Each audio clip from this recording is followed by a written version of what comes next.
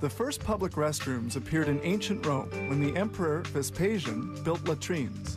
Such public urinals became widely known as Vespasiennes by 1840. In 1775, the invention of a water flush system created toilets somewhat resembling today's convenience.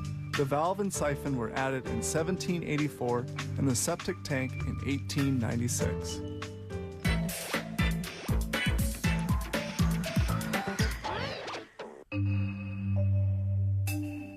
A toilet is an everyday object whose fabrication requires several days of work.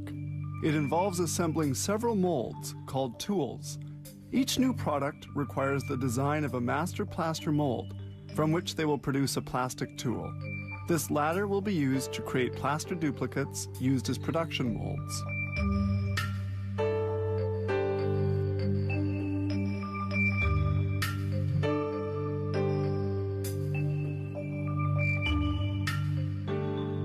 The plaster production mold of a toilet is made from 6 different tools, which have to be assembled.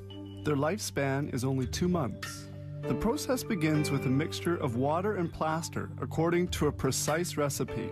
Then the liquid is poured into this filling hole of the tool. Once the plaster hardens, they can proceed with unmolding.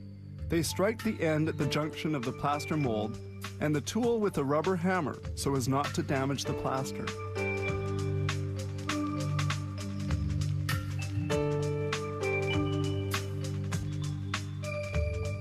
The pieces are gently assembled.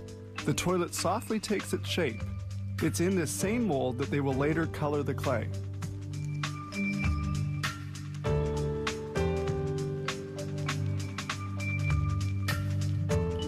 Then they install tensioning straps. Little blocks are inserted between the mold and the strap to increase the tension. The mold will soon be filled with liquid, and they thus prevent any distortion. Here a new recipe is being prepared. This time it's a slurry, a composite of clay and silica. This preparation is spread out over 48 hours. Now they install the core, the upper part of the mold. They can now proceed with the filling. This copper distribution pipe, connected to the tank containing the slurry, permits the filling of several molds at a time. They need about 20 kilos of the mix per bowl mold.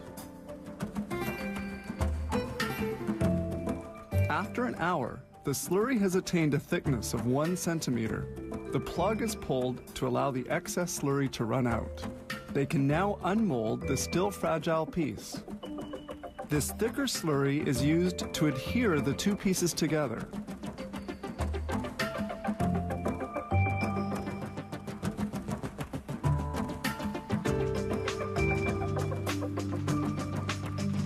They cut the holes and unmold the ensemble. The toilet is now molded. Then, to obtain a perfect appearance, they remove the little fillet formed by the surplus adhesive slurry. The toilets air dry for 36 hours, then in a warm air dryer for 12 hours. Finishing must be impeccable. They carefully sand the surface to make it perfectly smooth. A vacuum draws up the dust.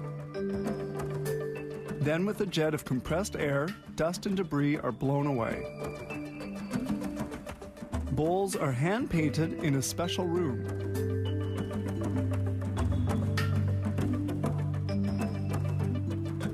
As for the water tanks, they're painted by an automated robot.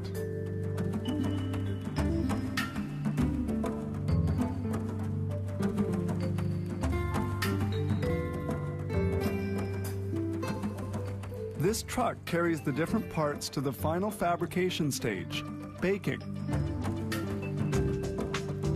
The toilets remain in this oven at the very high temperature of 1,176 degrees centigrade for 23 hours. It takes this long to fuse the clay and silica. The paint then becomes hard and shiny, and it's all done.